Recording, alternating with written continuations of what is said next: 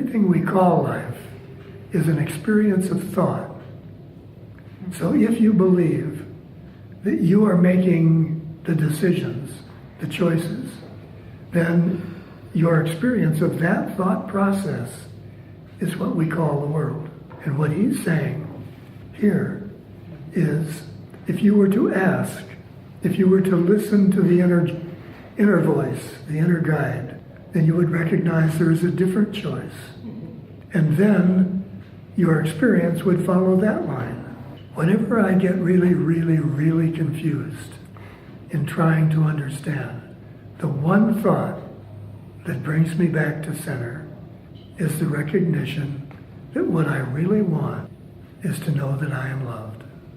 And when I step back from that, all of the garbage, it's there. And I know. But the interesting thing is that when I know that I am loved, I know that everyone is loved. And that's how I know it's real. Because it doesn't have anything to do with the I. It's the universal I. If I defend myself, I am attacked. But in defenselessness, I will be strong. And I will learn what my defenses hide. And what is it that all of our defenses hide? It's the same for all of us. Guilt. Judgment. Absolutely that. Guilt. Pure and simple guilt. Yep. It's very interesting. I'm just having this little conversation, and Brother is saying, ask the group if they would help me let go of the idea of sin. Will you? He says, it's only by doing it together that it will happen. I remember the old saying, I can't believe my eyes. What could be more true? I had an interesting experience in that regard one time, Dan. One of the first times I can remember when he said, when he intimated that we were all in touch with everything, that all of the thoughts that go on in consciousness. I just went into a meditation and thought, oh, I'll just let go of my thoughts of resisting that. And it was like this cacophony of sounds and voices and you couldn't make out, I couldn't make out anything. It was sadder. And then all of a sudden, it hit me. Just step back from that fear of having another mind invade my mind. And all of these voices began to slow down. And I could hear each one. I could stop and listen to this one, and then hear this one, then hear that one. And they were all perfectly loving. And nothing happened except that thought, choice in my mind, just to let that be. Isn't that amazing? Yeah. We are the voice for God. You know that. And there's nothing mystical about that. Okay, one last thing. He's encouraging me to offer to all of you the opportunity at any time to speak to him or bring something to him that you feel is beyond your understanding. He says, I can ask you for help and I can offer you my help.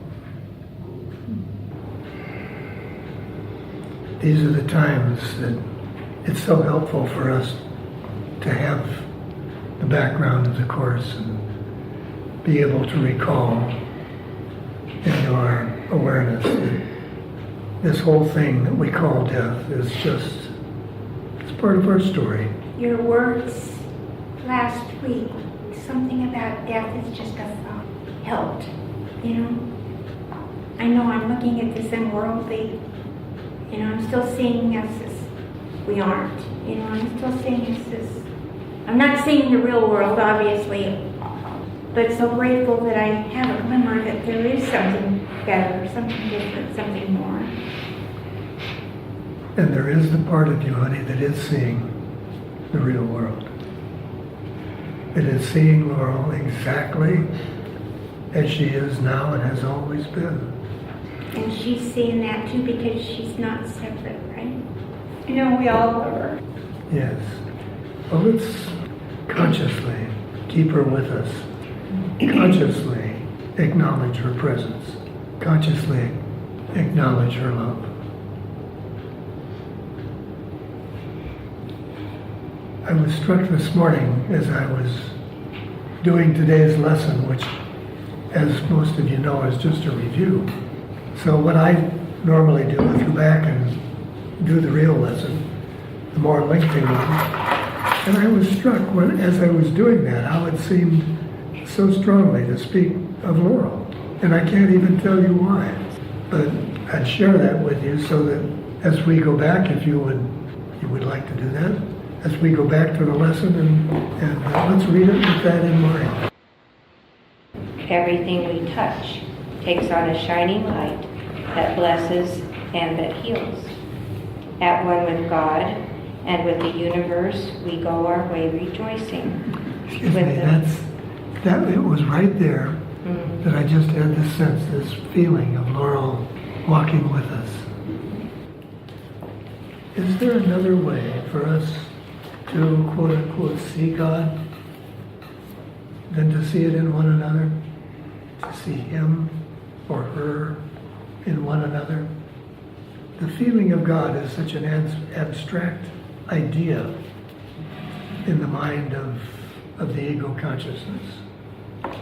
And yet, just to have the intention to see God in someone, I draw that feeling into a more specific feeling for me. And as I have said before, that's all it seems to take, is just the intention to do that. Believe it or not, I've even done that with the Donald. And it works. It works beautifully. Well, today we see only the loving and the lovable. Who would we leave out of that? Who would we? Yeah. Indeed. Unless I leave myself out. The thing is that when we include ourselves, we automatically have included everyone. And unfortunately, that's usually the last awareness that we come to, because it'll seem to be easier to see God in everyone, even those that we argue against the most, before we stop and say, wait, let me see God, the only place in truth that I can see Him. And that is in myself. Can you? Are you willing to? You can. Of course you can. But are you willing to? Sometimes I understand I'm not. Sometimes I just feel my ego rebelling. But thank God, Brother is always there, and he's always willing to say, it's okay, I see Him for you. How do we restore someone to life? How do we see them in such a way that restores them to life? I don't believe that He is just giving us an idle exercise when He asks that we do that. So how would you think would be the most appropriate way for you to see someone like that? Could you, if you ask the God Self, to see you in the light of loving, would there be anyone that you couldn't see that way? Over and over and over again. The key to every form of healing that he speaks about in physical or spiritual healing is just see yourself at one with God. In this silly dream of separation, wouldn't it seem as though that were a simple thing to do? I mean, no one sitting at this table would ever say that they wish to be separate. And yet it seems to be such second nature to us. The inclination to move in separate ways and think in terms of separate thoughts. The closer we come, dear friends, the more apparent it becomes that this gap, this distance that seems to exist between ourselves and God is nothing. It is a meaningless thought, and therefore it is nothing. It doesn't matter that we seem to accept the truth and then fall away from the truth and then accept it again and forgive and then judge. And don't be troubled by all of that nonsense. Because that's all it is. It's a silly thought. And it has no power, absolutely no power at all. We cannot be separate. We cannot help but be the presence of the love of God. That's it.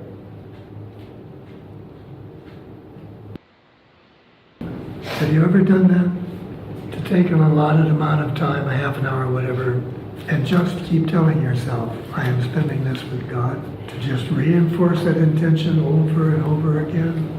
I rest in God. I am part of God. God is with me here. Whatever is meaningful to you, just to become accustomed to the feeling of being with God. Yeah, what's it going to take for us to accept that? Am I ever going to look around the world and find a justification for it? No, that's not what I've made the world to do. Could I look around this table and find the justification for it? Yes, I could, because I trust you all. I love you all. I come here to drink of those waters. Yes. So maybe we could be bold enough to step outside the footprints that we've left in Tom's dust storm. These are all wonderful examples of what the Course teaches us are the rewards, so-called, of fear and judgment. How they become so pervasive. They consume us, literally. They create a persona that is unlike even the ego persona. So it's no wonder that when we're asked to serve on juries and so forth, that we become immersed in a perception of ourselves that is just terribly fearful, terribly fearful. Share with you an experience I had then, earlier or late last week. I was, whatever day we were studying lesson 137, and I was kind of focused on the line where he tells us that healing is when you make the choice to be one again. And it just occurred to me, I really don't know what that means. I've never had an experience that I can recall of oneness. How do I relate to that? So I asked, and I also mentioned, I'm sure I've asked this before. And he said, well, it takes a while for us to come to the place where oneness no longer seems to be threatening. And we can open our mind to what the actual experience might be. He said, and so let's do that today. And I felt exactly what he had said. I felt, oh my God, do I really want this? Do I really want to go there? Finally, okay, let's do that. And he said, well, we begin. This is a very simple process. We begin by your reminding yourself that you are not a body. And your reluctances before to resist the experience of oneness have primarily occurred because you were approaching them from the perception of being a body. And bodies cannot join. So I said, you remind yourself that you are not a body. You are spirit. Now, let's relate spirit to light.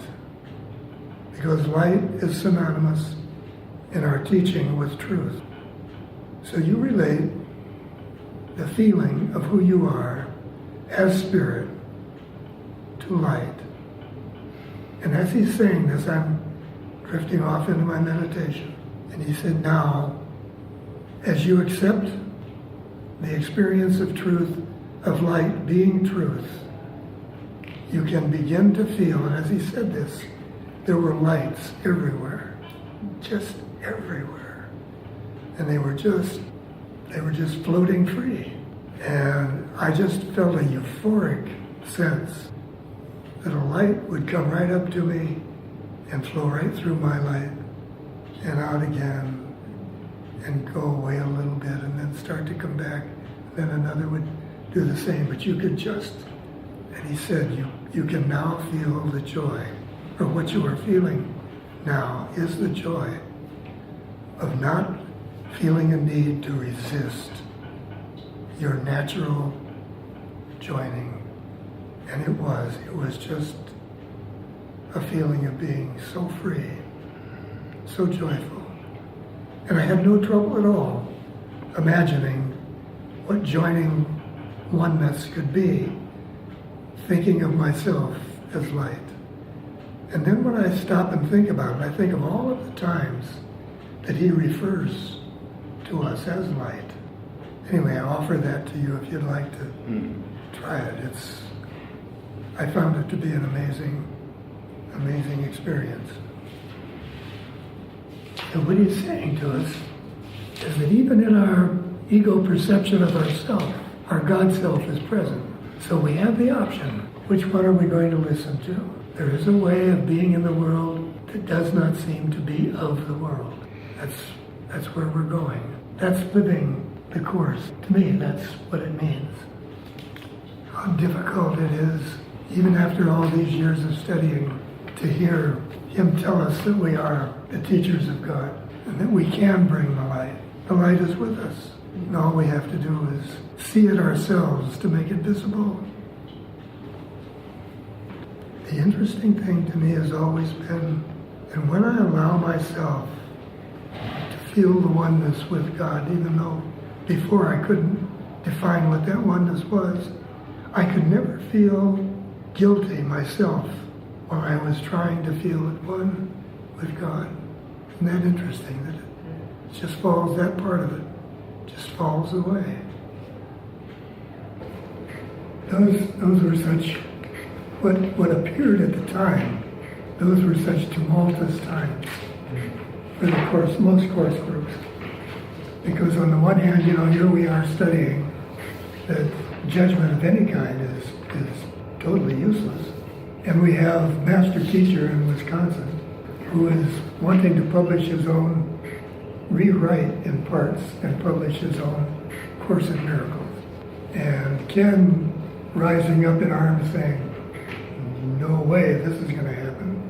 And all of a sudden, out of nowhere, a court ruling appears saying, sorry guys, but by the rule of law, there's no way that this course can be copyrighted.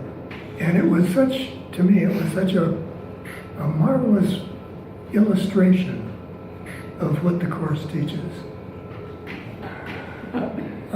Yes, we're talking serious miracles here.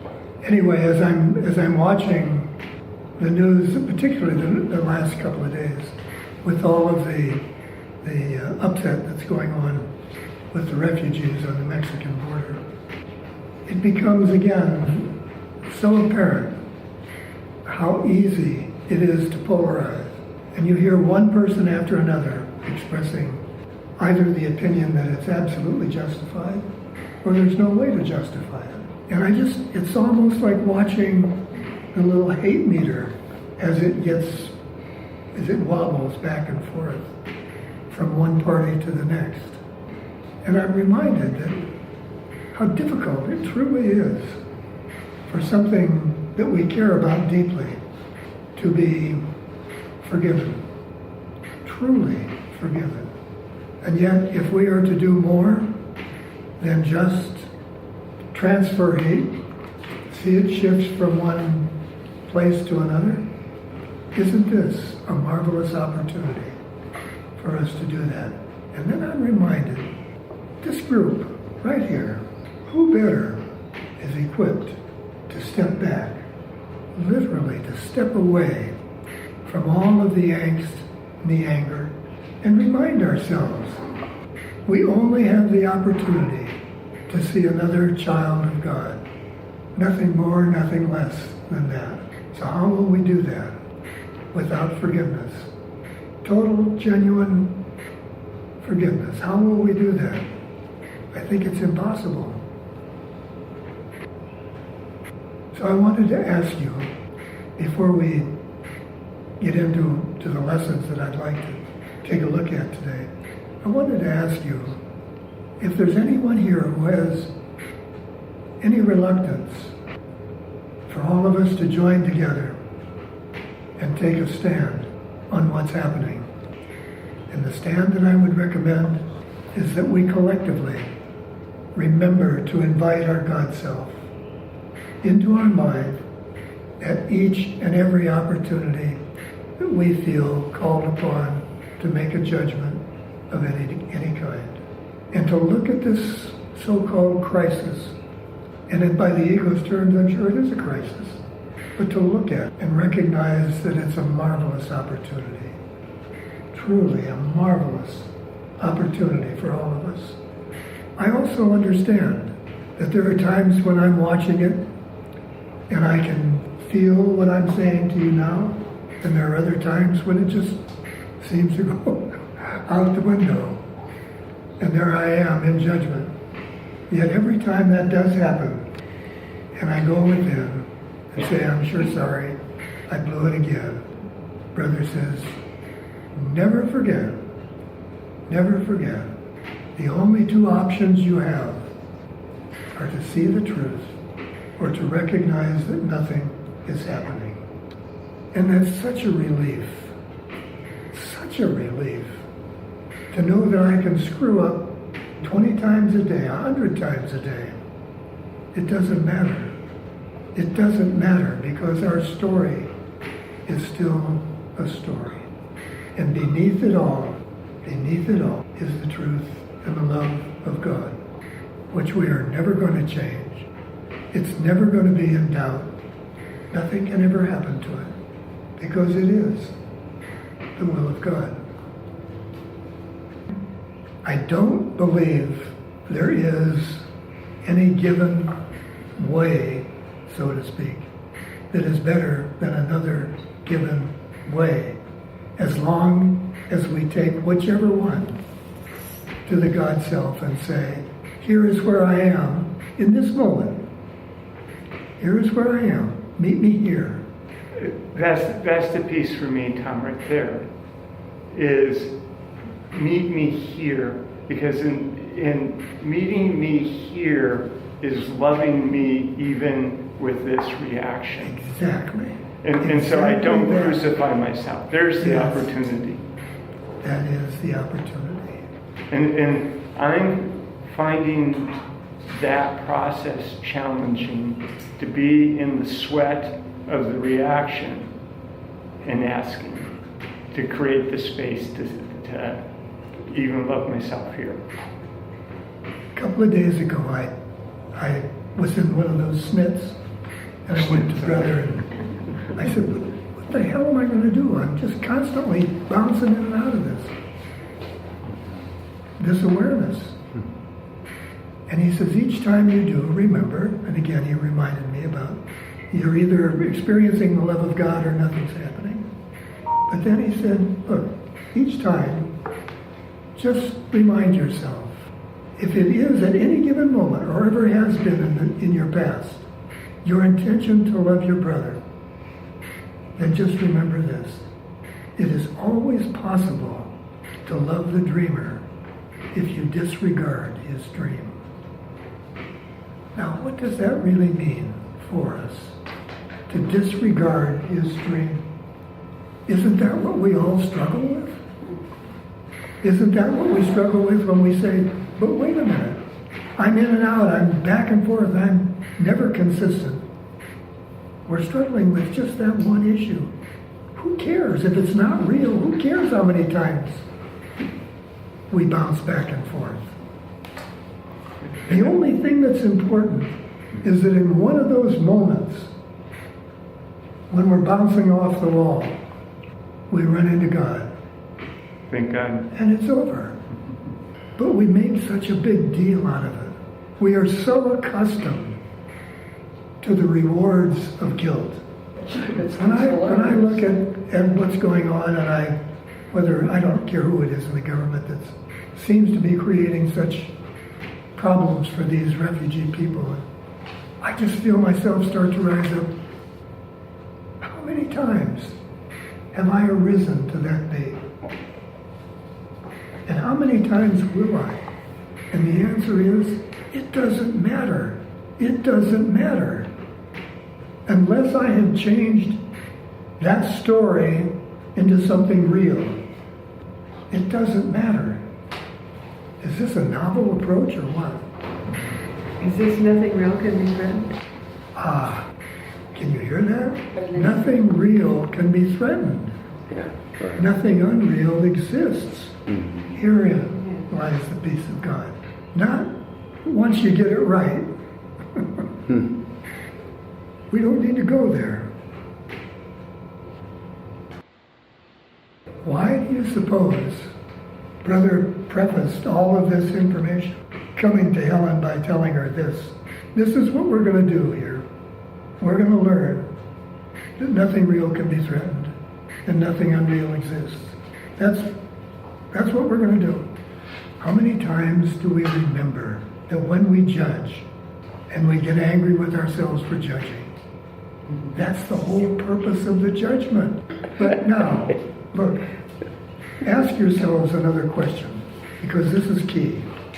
This is really, really key. Could you live with yourself without feeling guilty? They have to be capital S. There aren't too many of us who can answer that question that we could, in fact, look forward to a life of not judging ourselves.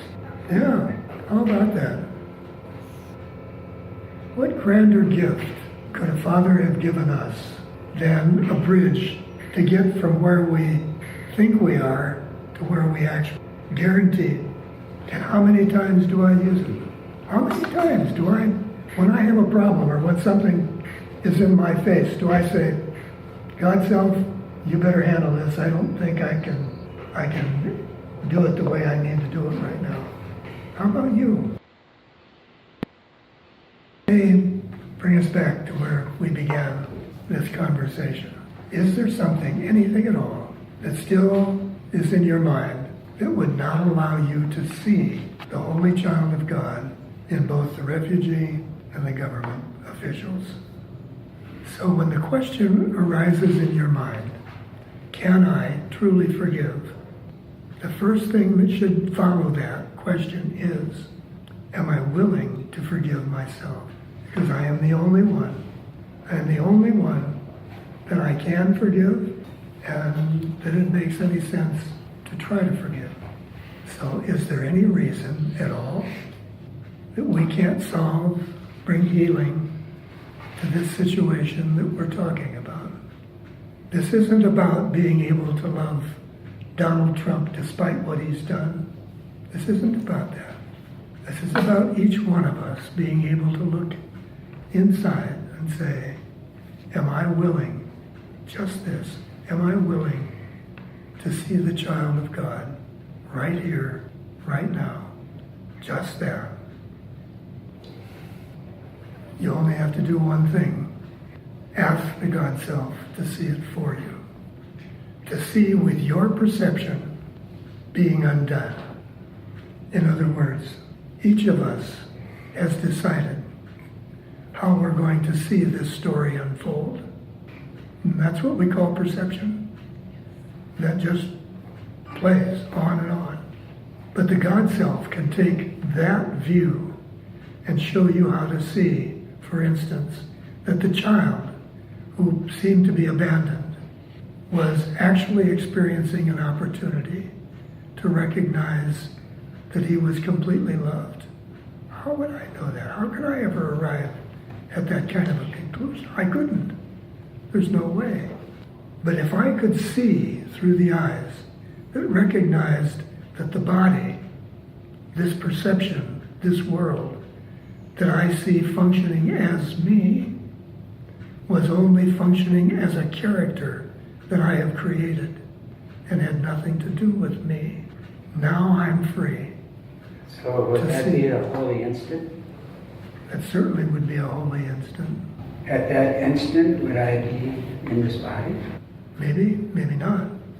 It's irrelevant. The body will always serve whatever purpose we give it, Raj. So we can have it or not have it, it's irrelevant. In fact, I am even cautioned. Sometimes my feeling that I should be willing to give up the body, I don't know. That's the simple truth. I don't know what's best for me. I don't know if it would be best for me to let go of my body right now or to continue to function within it. Quite honestly, I don't know. The thing that distracts us so much is that we think when we say, just by accepting what is, that means accepting all of the strife, the pain, the sorrow, and so forth. But That's not the point. If the mind is in acceptance of itself, if the mind is in going through the process of accepting itself, there will be no pain. There will be no suffering. There's no conflict. That's the only mind there is. You see? But the ego says, well, how could I be accepting of all of that? That's what I'm trying to get rid of. And the point is that if you were accepting yourself, you would be rid of it. It's only because the mind is in conflict with itself that it sees these things we call a world. Who is there to attack us if we accepted ourselves? I want to share something with you in that regard. A couple of mornings ago in my meditation, I had the thought, fleeting thought, kind of pass through my mind. My goodness, isn't there something I could do that would seemingly overcome all of these tremendous odds of everything that needs to be fixed? That just looks like an impossible situation. And I hear Brother say, now relax. And he didn't say anything else. But I began to feel coming into my mind the experience of the universe, what I call it the universe, mind of God, whatever, before the Big Bang, when everything was just absolutely whole and peaceful and normal. Everything was perfect. And it was like, there was this, what the Course calls, tiny mad idea. Just a little gremlin of a thought popped through. And everything shattered. Everything just shattered into a million, billion pieces. And I watched all this, and I became aware that I have the choice and the opportunity to be on either side of that moment. And that was so profound because it really taught me that no matter how complex, how complicated, how overwhelmingly powerful and conflictual this world seems to be, there is a place in my mind that remembers it before all of that happened. And so suddenly I realized I didn't need to deal with all of this. I only needed to deal with one thing, one idea. Which side of that moment do I want to be on? But it was like if I watched it happen in reverse, it all came back together and there was nothing but this beautiful, harmonious, perfectly loving thought. And it was all right there, and I could be here or I could be here. Is this release field? I'm sure that must be exactly what he experienced at that moment. The field, yes. There is a field. I didn't realize it, but when I had this experience in my meditation, I remembered later that I had watched a Nova program, just probably the one where everything seemed to go that way. And at the time that I watched it, thought went through my mind like, why do that? When we awaken, what are we going to awaken to? A bright new world? Are we going to awaken to the world that's always been? You know what the tiny man idea is, incidentally? Yeah. It's so simple. Who am I? Yeah. When we decided. How can you ask, who am I? You can't. What's the one thing you have to know above all else? It's who and what you are. You can't escape that. None of us can. So when that one tiny man idea, I wonder who I am. In all of this, I wonder who I am. That's a tiny mad idea. Yeah. The self. I wonder how many times more complex I make this whole awakening process. Just think for one moment, what would happen if we could convince ourselves not to judge ourselves for screwing up? Just that. That's all we have to do. Nothing's wrong. Well, but could I do that? Well, who do you think screwed up by thinking there was something wrong? Was that somebody else? I said, let's ask ourselves again the one question of healing that we need to ask. Am I willing now to see the Holy Child of God wherever I look? In both the refugees and the government, wherever, just to see that. Is there something that still persists that would keep us from doing that? I don't think so, not in this moment. Or perhaps if we could do that, there won't be any more. No problems. Just joy. Well, why not? I can remember early on Brother saying to me, when I said, it's so much easier for me to forgive everybody else than to forgive myself. And he said, well, you understand why. It's because you know it wasn't them. So we do. That's the only person we ever need to forgive, obviously, is ourselves. The only person we ever truly need to learn to love is ourselves.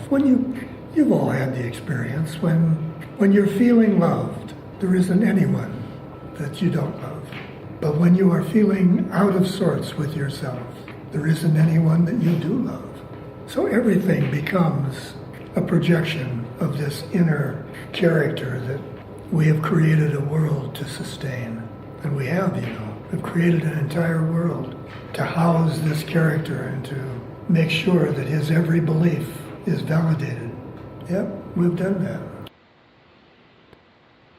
I think this would all be a lot easier for us to accept if we weren't trying to come at it through the understanding of our separateness. If we were reading this with the awareness that our oneness was our reality, then what you see and what I see is not amazing to be the same, because we are the same. We share the same mind. We share the same awareness. So again, it seems to be extraordinary that you could see and I could see the same tree. And yet, if we believed that we were parts of the same being, it no longer is quite so extraordinary. Can anything exist without the observer? Things don't exist in a void. Everything is a product of our observation and purpose. The observer itself is the organizer. Yes. It has no other meaning or no other reason to exist. Things are exactly the way you want them, And I'm going, really, Tom? How do I want this? Yeah. This is a real challenge, and it's what I was hoping we could talk about. The last several lessons, you've noticed that theme, so to speak, runs through them. And it's like, I think today's lesson was, I choose the joy of God instead of this or instead of pain. How do you feel when you just choose, or you have the notion of just choosing the joy of God and nothing really concrete seems to happen as a result of that choosing? That's what you're talking about. You're saying, I'm in a good attitude, I have a good frame of mind, but nothing seems to change. The contractors still seem to do their thing. Well, the issue is, are we really changing our mind? Or are we just understanding to a greater depth? Well, if I go on what it appears out in the world, I must not be. you know, because the storyline is still, If the world still looks the same, then we haven't changed our mind. Because the world is, in fact, a mirror for our state of mind. So, if it remains constant, so is our belief. so the only checkup I have for a report card is to try another contractor and see what happens. I don't know, not necessarily, I wouldn't think. I mean, that would not necessarily be the Well, answer. it's just kind of aggravating little way for it to show up, you know? What do you expect to show up? We are still attempting to adjust the effect of a world whose primary purpose is to prove that there's something wrong, because that is the general consensus of our consciousness, that there is something wrong. Sin is real. Guilt is real. There is something wrong with us. That's what makes our world the way we see it. And so we're trying to change that without changing the thought that sin is real. And in the simplest way of explaining it, that's what's happening. We still want to make sin and guilt real. We don't want to have to deal with the literal changing of that belief, while at the same time we want the effects of that belief to change. So what do we do? What's the answer? How do you bring about a real change in your belief that sin is real? The very thing that's happening for you now is the way you do it. You step back when it doesn't seem to change, and you call in the God self and you say, help me to see this in a way that helps me now to change what I believe. Help me to forgive myself for allowing this to be exactly as it's always been. Can you be okay with that? Can any of us be okay with that? Or does that seem to negate the reason that we're studying this course? How many of us, bottom line, really want to change the story of our life by studying what we're studying? I would rather just get what I want the way I want it without any negative consequences, because this is hard. That's what I'm saying, yes. Yeah. We want to change the story without changing what made the story what it is. Simply do this. Be still and lay aside all thoughts of what you are and what God is, all concepts you have learned about the world, all images you hold about yourself. Empty your mind of everything it thinks it is either true or false, or good or bad, of every thought it judges worthy, and all the ideas of which it is ashamed. Hold on to nothing. Now, stop right there for a moment. Do you understand what he's saying? This is what we have to release in order to get or have a new concept of what it is that we really want. Because based upon our old concepts of who we are and what we lack in our story, we keep asking for the same thing over and over and over again. But we have to let go of all of these parameters that we have already established as what is necessary to make us feel okay, to make us feel whole. Here, this is really important.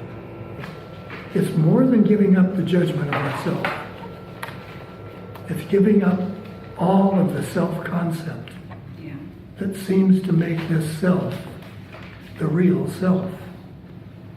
So when you have a problem like this, I mean, it's not a problem, but when you have this situation, then you sit back and do nothing. You say, God, you take care of it. Well, I get this little voice says to do this, so I do that. So you do that. But are you really listening? I'm not just talking to you, obviously. Are you really listening to what that little voice is saying? Are you listening to the little voice saying, let me make your story a lot better? Or are you listening, are you hearing the voice say, there's another way for you to see this story? When I choose the joy of God instead of pain, instead of the world that I see, that's not simply choosing within my belief structure. That is choosing outside my belief structure, which would hopefully tear down my belief structure entirely. I don't know. I was happy through the whole process. I just can't. Therein lies the problem too, honey, quite honestly. Quite honestly, because we take advantage of our knowledge of how the game is played. In other words, we choose a better story, and that makes us feel better. But it doesn't really change our mind. It doesn't get us past what makes this story a story. Okay, I don't have a thing. There is nothing within our world, changing anything within our world, that is going to make the reality or bring us closer to the reality and the truth of who we are. You are recognizing the oneness with God. Yeah. Yes, exactly. Yeah. But that's not part of our story. That's what gets us so messed up. We keep wanting to choose a different variation of the story instead of allowing ourselves to settle into and feel that oneness with the all that is. Mm-hmm. Yes, the key, again, that we're all missing is really being clear about what it is that we want. We will not change the story of the reality of our truth by changing the world that we see. That's just exchanging one story for another story. How many of us feel comfortable, willing to say, at this point, I'm just willing to let the whole story go. I don't want any part of it. But you see, until we come to that place, it's not going to happen. I'm not sure I'm willing to let it all go, but I am willing to let it be as it is. Is that pretty much the same thing, or is that?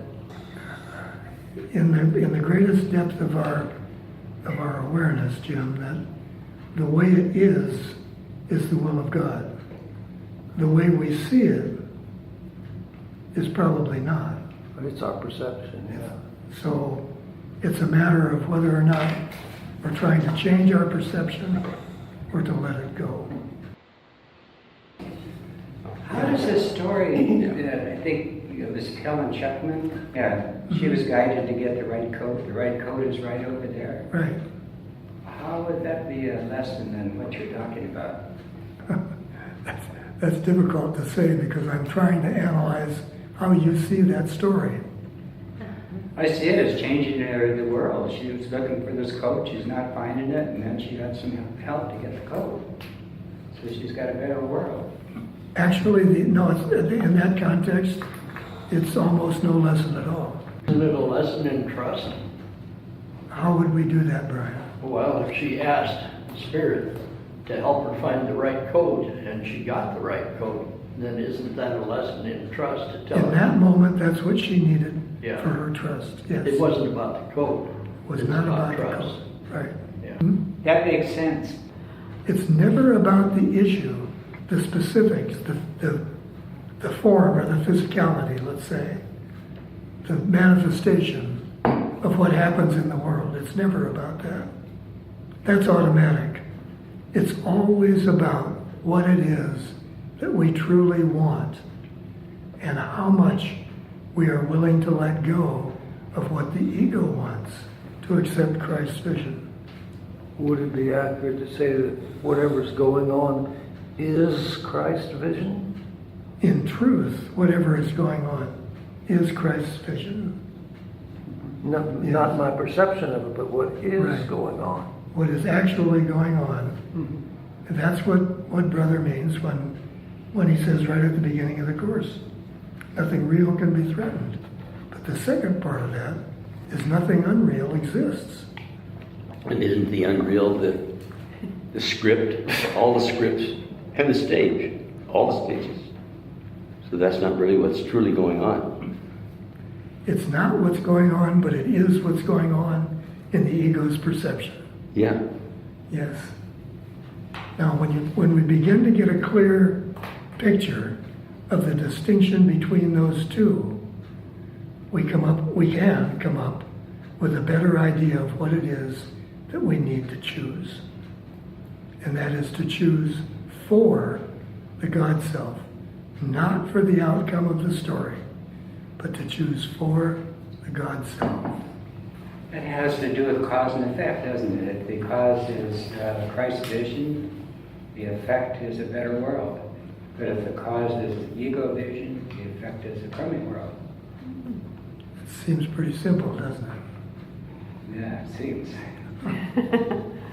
I think what's going on for some of us is that we have presupposed what a better world would look like, and it didn't come out quite that way.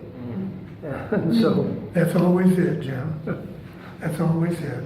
But unfortunately, we don't seem to learn very quickly. We keep choosing the same thing. We do it again over and over and again. There's this part of my mind that says, and it's larger than it used to be, please do not give me what I think that I want. Yes, and that's why we study all this. That's why understanding becomes key to the ego's perception. Can I ask if that becomes then a barrier in my own thinking? It does. A block? It does. Yeah. It's another block. It seems to me like this is just all is a reflection of forgiveness. Because forgiveness requires communication with the Holy Spirit, and that's the avenue to Christ's vision. I would agree with you entirely, Roger. It's the difficulty that we have in getting there that poses all of the issues for us. Doesn't it boil down always to what we think we are before it can be resolved with what we want? Yes. We don't make a distinction, unfortunately. And when we ask from that ego perspective, it's within that context that we seem to receive. And therein lies the issue. That's why changing our mind seems to be so difficult. Because we're trying to change our mind from within the awareness of the ego mind. And it's not going to happen. It's not there. So what is the answer? Now keep in mind, the other part, the other element that's so crucial in this is understanding that God's will for us is perfect happiness. And I happen to believe that whether or not I'm happy with my ego or whether I'm happy with my spirit, God's will for me is perfect happiness. So, how do I introduce that element into my awareness, into my choosing awareness, and allow it to work for me? Okay, in the most simple way possible, take a look at our political situation that's happening right now. Look at the contentious atmosphere that exists within this, whether it's the refugee situation or the Supreme Court nominee, whatever it is.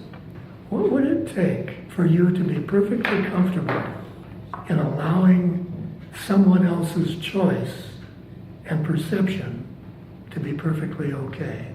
trust. Knowing it isn't real. Entirely that. How could you not, or how could you, if you didn't first believe that it wasn't real? Otherwise, you're going to come up with a sacrifice.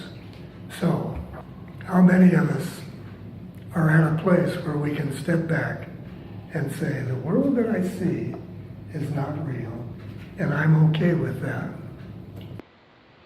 If you look at paragraph 8, it sounds like if you follow this process of letting go, letting go, letting go, without filling the vacuum with the Holy Spirit, you can arrive at enlightenment. See, Roger, just one small adjustment in your thinking. It's like you say, without filling the vacuum. There is no vacuum. Within the one mind, there is nothing but what we call God.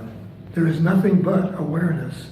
There is no vacuum. We're eliminating the perceptual blocks to what we think is there that blocks the reality of seeing what's really there. It's a substitution. Perception simply substitutes one idea for the truth. What is the holy relationship, incidentally? What would the holy relationship be? A verification. It's the assumption of the oneness. That is the holy relationship, which sounds like an oxymoron, and it is, because the one is equal to the every, the whole, the all. It's getting the perception out of the way to allow that to stand clear in our mind. Now, a lot of this becomes very hypothetical when we start to get into what we're talking about now, and it doesn't really help us a whole lot. What does help us is to try on every occasion that we have an opportunity, is to try to allow our sense of acceptance of our oneness to become a reality. And it's that we always ask the God Self how to find, how to see. Our granddaughter was just here visiting, and she's only 14, but she's decided that she wants to go into politics. And I said, with all of the contentiousness and everything that's going on in our world today, we want that. She said, well, that's the quickest way I can think of to make a change in the world. I said, well, while you're trying to think about changing somebody's perception in the world, think about this. Will you do that more effectively by becoming one with them or trying to convince them of your point of view? In other words, separating from them. And she got it. What single thing would make you happiest in this world? Would it be to know that you could exit this world? Exactly what we were reading. Letting go of all of those thoughts. All of them. Emptying your mind. Would that make you happiest? That's what the Course is asking us to do. So if that's not going to make us happy, maybe we ought to figure out why. Because now we're simply at odds with what we're being taught is necessary and what we're willing to accept as what we want. Is there something else that would make you happy? That's the question. Do you believe we can exit this world without fulfilling our special function? No, I don't. But I believe that we are never going to approach fulfilling our special function until we finally recognize that is what's going to give us what we want. Yes. It's thinking you know what you want and recognizing down deep you're never going to have it. That would be despair. Yeah. That's despair. You see, that's the ego's game. That is the condition of the world we're making now. We have everything exactly as we want it. I think that's what would be true perception. True perception. Yes. Good point. Very good point. That's where we have to start, with what we want. We have to be able to step back and say, I don't know what would make me happy, but I do know that I really, really want to be loving. I really want to be peaceful. These things I want. So now I can say to the God Self, show me how to do it. You see, we're just flipping it. Instead of allowing the ego to set the parameters, we're saying, this is, as Tom was saying, seeing the actor behind the character and knowing that the actor wants to be loving, wants to be peaceful, wants to be happy, just doesn't know how to be, has gotten all of these other things in the way. So we've got something purposeful that we can ask for. We can say, we can have our God conversation. Say, show me how to do this. See, he's not excluding the body. He's not excluding our current illusory experience. Addressing exactly where we are, what our belief is now, and saying, if those thoughts would change, everything in your world would follow suit. We're not asked all of a sudden to let go of everything we've ever believed. We are asked to have enough faith and trust to recognize that we don't know what we want, and to be able to ask for what we do. Don't put unreasonable expectations on yourself. Well, for me, I want to say to all of you, thank you, because you are such a blessing. Truly, truly, truly. Thank you.